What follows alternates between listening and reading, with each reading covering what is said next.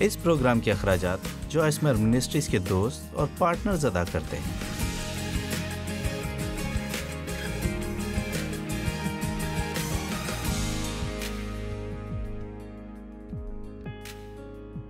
میں نے گزشتہ رات 3 حصوں پر مشتمل اندیکھی بادشاہی پر ایک سیریز شروع کی جس کا عنوان ہے خدا کی بادشاہی۔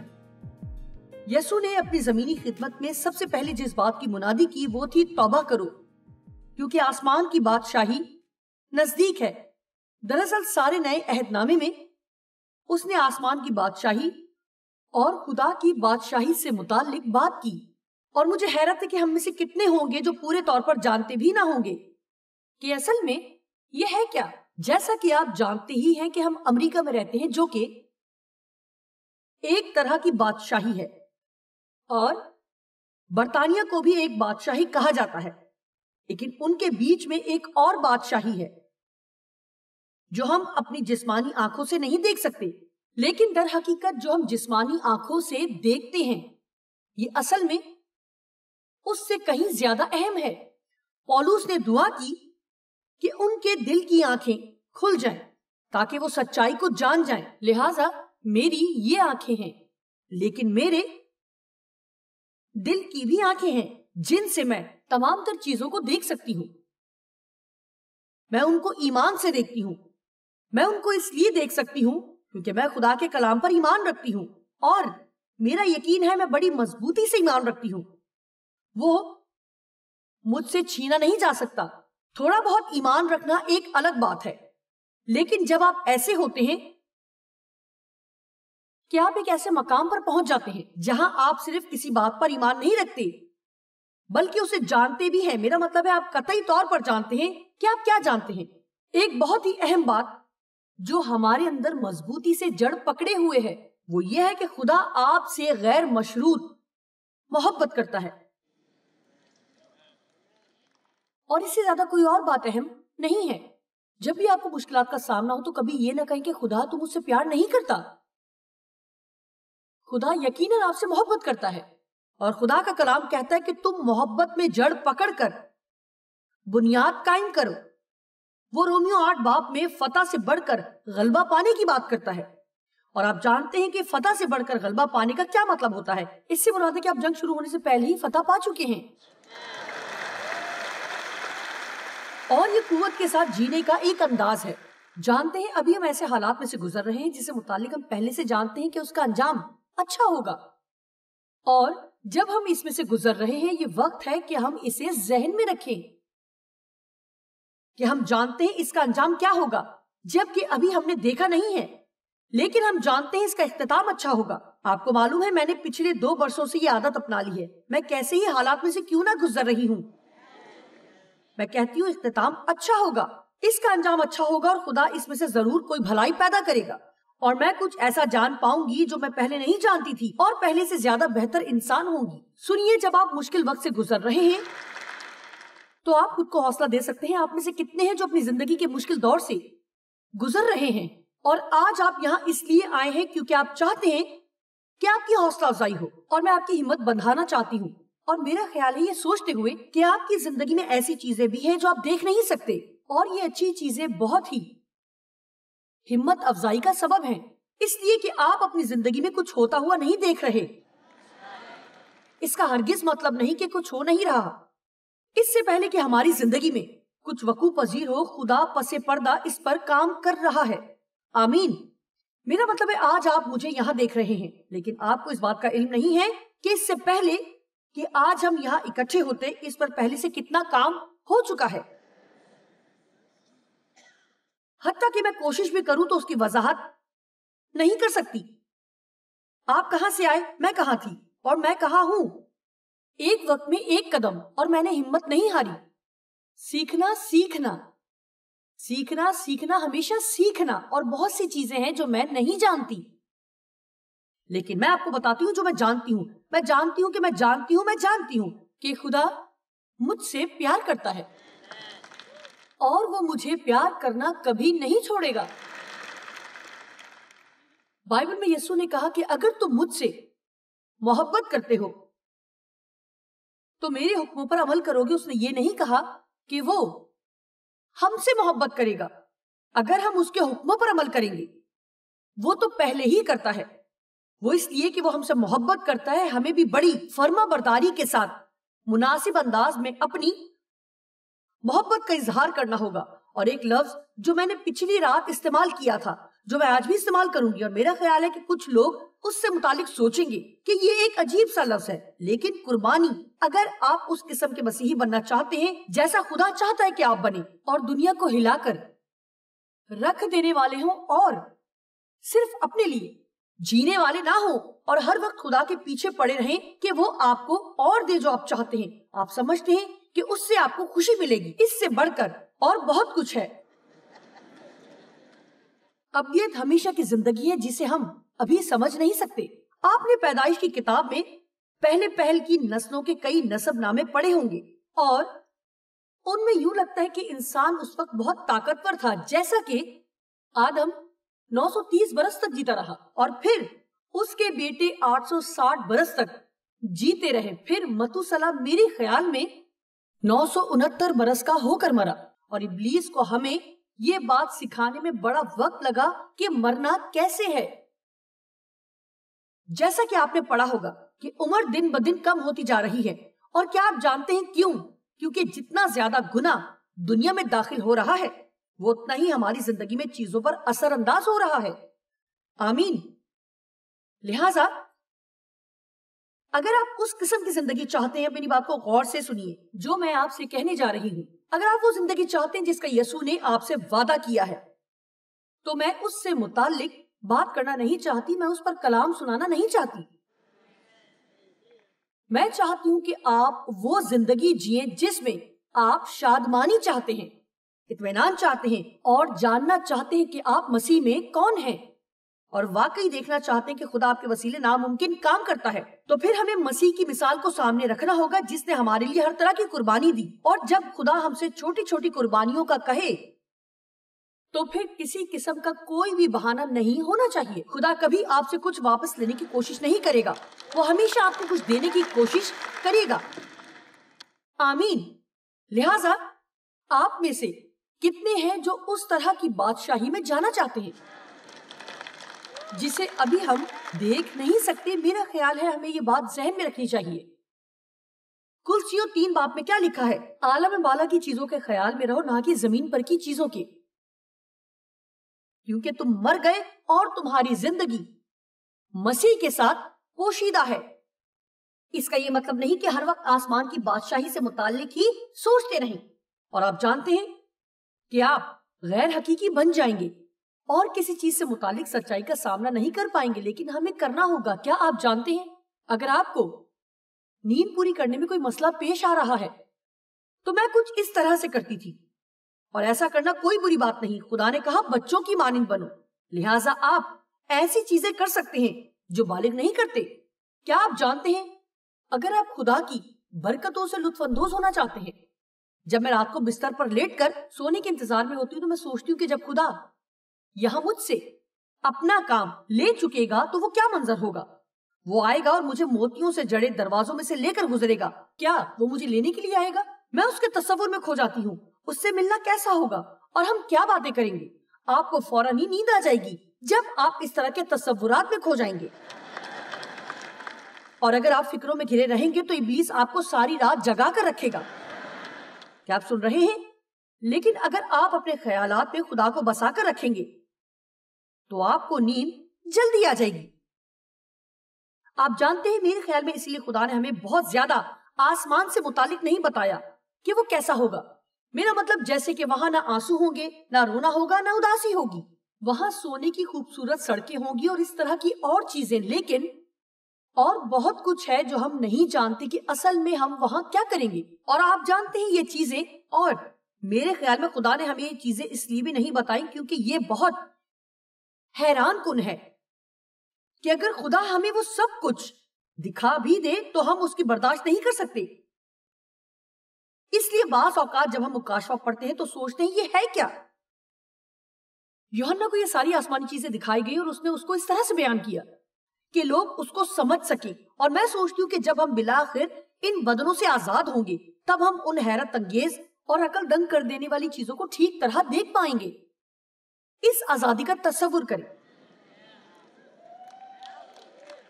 کھاتے رہیں لیکن وزن نہ بڑھے، کوئی چربی نہیں، بغیر ورزش کے مسلز۔ میں نہیں جانتی، یہ بہت زبردست جگہ ہوگی، لہٰذا ہم اس اندیکھی دنیا میں رہیں گے، اور پہلا کرنتھیوں 13 باب میں لکھا ہے، جب وہ دن آئے گا جیسا کہ ابھی ہے، اب ہم کو آئینے میں دھندلا سا دکھائی دیتا ہے، جیسا کہ بادلوں میں جیسے آپ کسی چیز کو دیکھ رہے ہیں، آپ اسے واضح اور صاف طور پر نہیں دیکھ پا رہے، لیکن جب مسیح آئے گا اب ہم کو آئینہ میں دھندلا سا دکھائی دیتا ہے، مگر اس وقت روبرو دیکھیں گے۔ کیا ہی پرجوش لمحے ہوں گے، ہم اس کو روبرو دیکھیں گے۔ ابھی ہم اس کو حصوں میں دیکھتے ہیں، لیکن اس وقت ہم اس کو مکمل طور پر دیکھیں گے۔ وہ سب چیزیں جن سے متعلق آپ کے ذہنوں میں سوالات ہیں، ایک دن ان کا جواب مل جائے گا، لیکن جب تک آپ کو جواب نہیں ملتا پریشان ہونے کی ضرورت نہیں۔ ہم سوالات سے خود کو پاگل کر دیتے ہیں۔ کلام مقدس میں متی 16واں باب 13ویں آیت سے شروع ہوتا ہے۔ یہاں کچھ یوں لکھا ہے، جب یسوع کیسریا فلپی کے علاقے میں آیا تو اس نے اپنے شاگردوں سے پوچھا کہ لوگ ابن آدم کو کیا کہتے ہیں؟ انہوں نے کہا، بعض یوحنا بپتسمہ دینے والا کہتے ہیں، بعض ایلیا، بعض یرمیا یا نبیوں میں سے کوئی اور۔ اس نے ان سے کہا، مگر تم مجھے کیا کہتے ہو؟ دیکھیں، آپ صرف اس لیے آسمان کی بادشاہی میں داخل نہیں ہوں گے کیونکہ آپ نے ایمان اپنی ماں سے وراثت میں لیا ہے۔ آپ کو خود خدا کے ساتھ چلنے کی ضرورت ہے، آپ کو خود سے ایمان لانا ہوگا، آپ کو اسے خود سے جاننے کی ضرورت ہے۔ تم مجھے کیا کہتے ہو؟ پترس، جو ہمیشہ پہلے بولنے کے لیے ہمیشہ تیار رہتا تھا، اس نے کہا، تو زندہ خدا کا بیٹا مسیح ہے۔ میں نہیں سمجھتی کہ میں یہ کہہ سکتی ہوں اس طرح سے کہ جیسے یہ کہا گیا اس سے آگے جا کر کہوں، مگر تم مجھے کیا کہتے ہو؟ تو زندہ خدا کا بیٹا مسیح ہے۔ یسوع نے جواب میں اس سے کہا، مبارک ہے تو شمعون بریونا، کیونکہ یہ بات گوشت اور خون نے نہیں بلکہ میرے باپ نے جو آسمان پر ہے تجھ پر ظاہر کی ہے۔ اور میں بھی تجھ سے کہتا ہوں کہ تو پترس ہے، اور میں اس پتھر پر اپنی کلیسیا بناؤں گا، اور عالم ارواح کے دروازے اس پر غالب نہ آئیں گے۔ اب جس پتھر کی یسوع بات کر رہا ہے وہ پترس نہیں ہے، بلکہ وہ پترس کا ایمان ہے۔ یہ ہمارے ایمان کا پتھر ہے۔ اور اس نے کہا، میں آسمان کی بادشاہی کی کنجیاں تجھے دوں گا۔ گزشتہ رات آپ کو بتایا کہ آج ہم کنجیوں پر بات کرنا چاہتے ہیں، کیونکہ کنجی دروازہ کھولتی ہے۔ لہٰذا بہت سی چیزیں ہیں جن سے متعلق بائبل کہتی ہے کہ وہ ہماری ہیں، لیکن ہمیں پتہ نہیں ہے کہ ان کو حاصل کیسے کرنا ہے۔ ہم ان کے متعلق کلام سنتے ہیں، ان کے متعلق کتابیں پڑھتے ہیں، لیکن اگر حقیقت میں ہم دیانتداری سے کہیں تو ہم ان کا روزانہ کی بنیاد پر تجربہ نہیں کر رہے۔ بائبل میں لکھا ہے، خدا کا اطمینان جو سمجھ سے بالکل باہر ہے تمہارے دلوں اور خیالوں کو مسیح یسوع میں محفوظ رکھے گا، لیکن ہم میں سے اکثر نہیں رہتے۔ لکھا ہے، ایسی خوشی مناتے رہو جو بیان سے باہر اور جلال سے بھری ہے۔ اس جہان کی خوشی نہیں بلکہ خداوند کی شادمانی۔ آپ ایسے کتنے مسیحیوں کو جانتے ہیں جو سچی اور ہمیشہ کی خوشی سے بھرے رہتے ہیں؟ میں سمجھتی ہوں کہ تسلسل ہمارا اولین ہدف ہونا چاہیے۔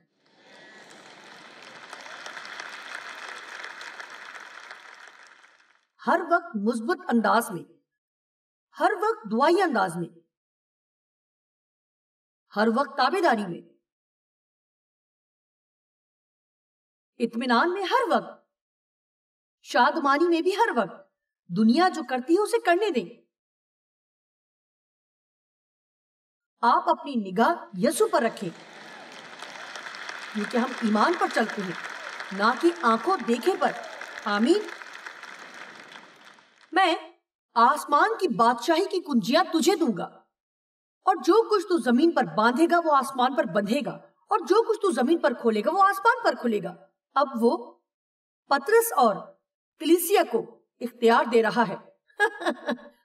ہم اتنے کمزور اور نکمے اور لا علم نہیں ہیں، ہمارے پاس اختیار اور طاقت بھی ہے۔ جو تم میں ہے وہ اس سے بڑا ہے جو دنیا میں ہے۔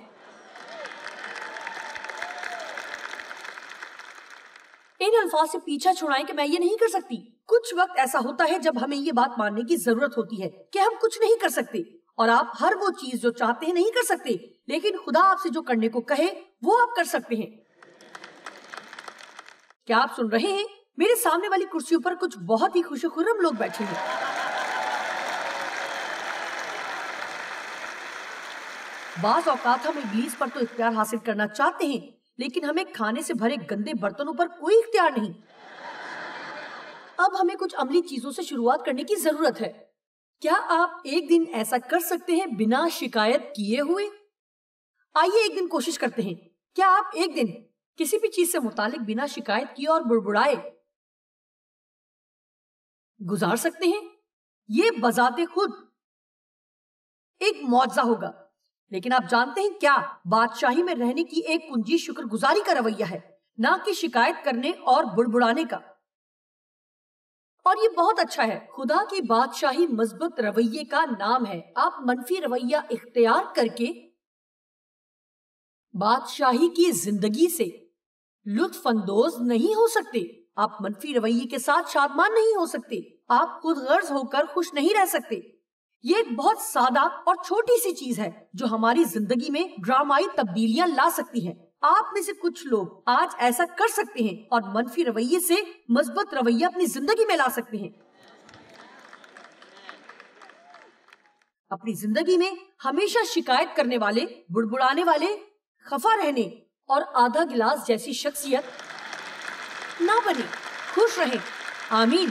لیکن کیا آپ جانتے ہیں خدا ہمارے لیے اور زیادہ معجزات کرنا چاہتا ہے۔ وہ ہماری زندگی میں اور زیادہ عظیم کام کرنا چاہتا ہے، لیکن اگر ہم ہر وقت شکایت کرتے رہیں گے تو وہ ایسا نہیں کر سکتا۔ اگر ہم ہر وقت منفی سوچ رکھنے والے اور بد مزاج ہوں گے، میں دوبارہ کہتی ہوں، اس طرح سے شروع کرنے کی کوشش کریں کہ ایک پورا دن بنا شکایت کیے گزارنے کی کوشش کریں۔ لہٰذا یہ کنجی ہے۔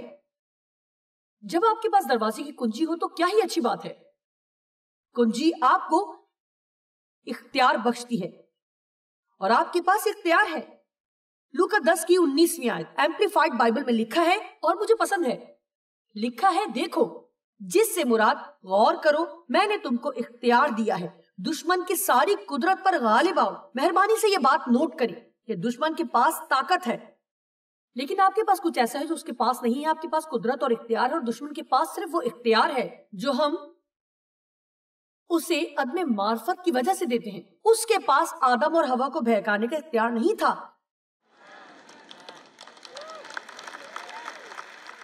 جب تک کہ اس نے اسے جھوٹ نہ بولا اور انہوں نے اس کا یقین کر کے اس چارے کو کھا لیا۔ اور ہمیں اتنی عقل ہونی چاہیے کہ ہم اپنے دشمن کو پہچان سکیں۔ یہ میری کتاب ہے جو ان سردیوں میں آنے والی ہے۔ جنگ آپ کی نہیں، خدا کی ہے، لیکن اس کا مطلب یہ نہیں کہ آپ کے کرنے کے لیے کچھ نہیں۔ آپ اس وقت تک جنگ جیت نہیں سکتے جب تک آپ تیار نہ ہوں۔ آمین۔ لہذا میں دن میں کئی بار رک کر سوچتی ہوں کہ میں جہاں بھی جاؤں خدا کے فرشتے میرے ساتھ ہوتے ہیں، اور جیسا میں نے پچھلی رات آپ سے کہا، وہ موٹے موٹے سے ننھے بچے نہیں ہیں، کروبی ہلکے ہلکے پروں والے۔ میرا مطلب وہ تصور جو لوگوں کے دماغ میں ہے، جو خدا کی بات کو پیش کرتا ہے۔ شاید اگر ہم ایک فرشتے کو دیکھ لیں تو ہم تعظیماً خوف میں منہ کے بل گر جائیں۔ وہ کوئی چھوٹے بچوں کی طرح اپنے پروں کے ساتھ ادھر ادھر گھوم نہیں رہے ہوتے۔ ہمارا خدا زبردست خدا ہے۔ لیکن آج میں آپ سے بات کرنا چاہتی ہوں۔ میرا مطلب ہے میں آپ سے پچھلے 20 منٹ سے بات کر رہی ہوں، لیکن اب میں صرف بات کروں گی کہ کنجی کیا ہے۔ بہت سی کنجیاں ہیں، لیکن ایک خاص کنجی ہے، اور وہ ہے وہ سادہ ایمان جو ہم نے پطرس میں دیکھا۔ جب اس نے کہا، تو زندہ خدا کا بیٹا مسیح ہے. میں آپ کے متعلق تو نہیں جانتی، لیکن بعض اوقات مجھے ایمان میں کھڑے رہنے سے متعلق ایک صحت مند گفتگو کی ضرورت ہوتی ہے. آپ جانتے ہیں کہ ایمان اس وقت تک آسان ہے جب تک ابلیس شک و شبہات کے ساتھ آپ کے پیچھے نہ پڑ جائے. یہ شک و شبہات ان چیزوں پر دھیان دینے سے پیدا ہوتے ہیں جنہیں ہم دیکھتے اور محسوس کرتے ہیں، اور جب ہم اس بادشاہی پر جسے ہم دیکھ نہیں سکتے دھیان نہیں کرتے، اور جو خدا کہتا ہے اس پر یقین نہیں رکھتے کہ اس ماحول میں کیا ہو رہا ہے، بلکہ جو یہاں دیکھتے ہیں اس پر زیادہ یقین کرتے ہیں. ہماری ریاست مزوری مجھے دکھاؤ ریاست کہلاتی ہے. میری خواہش ہے کہ جب سے میں وہاں رہ رہی ہوں وہ ایسی ریاست نہ کہلاتی، لیکن وہ کہلاتی ہے. اور آپ نے دیکھا ہوگا کہ دنیا کا بھی یہی رویہ ہے، پہلے مجھے دکھاؤ پھر میں یقین کروں گی. لیکن اگر آپ خدا کی معیشت کے ساتھ ساتھ چلیں تو آپ اس کے بالکل برخلاف چلنا سیکھ جائیں گے. پہلے میں یقین کروں گی پھر میں دیکھوں گی. ہم ہمیشہ پہلے یقین کرتے ہیں، لیکن بعض اوقات جب بہت لمبے عرصے تک درمیان میں آزمائشیں آتی ہیں، لیکن اگر ہم ہمت نہ ہاریں، کیونکہ اگر بے دل نہ ہوں تو عین وقت پر کاٹیں گے جب ابلیس کسی پر اپنا ہاتھ ڈالتا ہے. جو ہمت ہارنے سے انکار کر دیتا ہے تو اس کے دن گنے جا چکے ہوتے ہیں. آمین. عبرانیوں 11 باب. ایمان کیا ہے؟ مجھے کبھی کبھی عبرانیوں 11 باب پڑھنا پسند ہے. لکھا ہے اب ایمان امید کی ہوئی چیزوں کا اعتماد اور اندیکھی چیزوں کا ثبوت ہے. ایمان مادہ ثبوت ہے. ایمپلیفائڈ بائبل میں لکھا ہے یہ ایک حقیقی چیز ہے، اس کا مادہ یعنی ثبوت ہے. ایمان امید کی ہوئی چیزوں کا اعتماد اور اندیکھی چیزوں کا ثبوت ہے. لہٰذا جب تک میں اسے ایمان سے حاصل نہ کر لوں میں اسے قدرتی طور پر نہیں پا سکتی. جب میں نے شروع میں خدا کی خدمت کا آغاز کیا تو میں ہمیشہ یہ یقین رکھتی تھی چونکہ میں زیادتی کا نشانہ بنی ہوں، اس لیے مجھے دوسرے درجے کی زندگی کے ساتھ مطمئن رہنا ہے. اس وقت میں نے کبھی نہیں سوچا تھا کہ میں کبھی یہ کر سکوں گی جو اب کر رہی ہوں. میرا مطلب ہے یہ واقعی ایک معجزہ ہے. لیکن آپ جانتے ہیں یہ کوئی ایسی چیز نہیں جو اچانک سے وقوع پذیر ہو گئی. میرا مطلب ہے اس میں بہت سی مشکلات تھی، بہت ساری قربانیاں تھیں اور آنسوؤں سے بھرے تالاب تھے. ختم کرنا اور دوبارہ شروع کرنا تھا، ختم کرنا دوبارہ شروع کرنا تھا، ترک کرنا اور دوبارہ آغاز کرنا تھا. کلام سننا، کتابیں پڑھنا، کلام پڑھنا، بائبل پڑھنا. اور بائبل پڑھنا یہ آسان بات نہیں تھی. یہ بس ایک تھپکی سے ہو گیا. آپ ایسا نہیں کر سکتے. یہ دکھوں سے بھری پوری زندگی کا معاملہ تھا، اور اگر خدا اس کو ٹھیک نہیں کرتا تو ایک دو بار چرچ جا کر اس پر خفا ہونا جاری رہتا. مجھے وہ خاتون یاد ہے جو میرے پاس آئی. مجھے ٹھیک طرح سے یاد نہیں، میں یہیں کہیں ایسٹ کوسٹ میں تھی. یہ اس وقت کی بات ہے جب ہماری میٹنگ میں کچھ ہی لوگ آتے تھے اور میں سب کے لیے آخر میں دعا کیا کرتی تھی. پھر وہ آئی اور اس نے مجھے دیکھتے ہی کہا میرے پیسے واپس کرو. میں نے کہا میں سمجھی نہیں تم کیا بات کر رہی ہو. اس نے کہا سنو میں وہ کرتی رہی ہوں جو تم نے کہا تھا کہ کرو، اور میں 3 ہفتوں تک کرتی رہی ہوں اور کچھ نہیں بدلا. یقین جانیے مجھے اپنی ہنسی پر قابو پانا مشکل ہو رہا تھا. ہم ابلیس کو 50 سال دیں گے کہ وہ ہمیں برباد کرے، لیکن ہم خدا کو 3 ہفتے نہیں دیتے کہ وہ ہمیں ٹھیک کر دے.